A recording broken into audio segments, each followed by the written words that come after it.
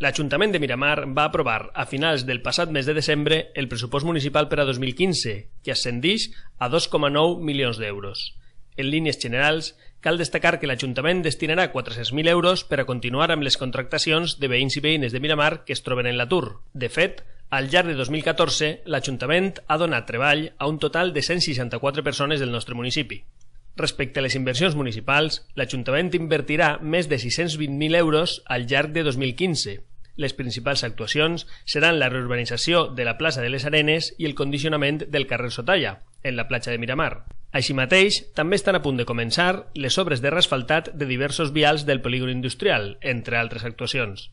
Per altra banda, l'Ajuntament de Miramar mantindrà les prestacions educatives que concedeix cada any, com són les beques per als estudiants de tots els nivells acadèmics, les aportacions per al funcionament de l'escoleta i les ajudes a tots els col·lectius i associacions del municipi. Respecte a les prestacions socials, a més de mantindre la subvenció del 50% de la vacuna Prevenar, a partir de 2015 l'Ajuntament de Miramar també subvencionarà la meitat del cost de la vacuna contra el rotavirus. Un any més, el dia 26 de desembre, hem aprovat el pressupost municipal per l'any 2015. Un pressupost ajustat en el que són els ingressos i els gastos. Hem mantès totes les partides que van destinades en primera instància a les persones, com són per a la salut, com són les beques i ajudes en l'educació i també en la contractació de persones.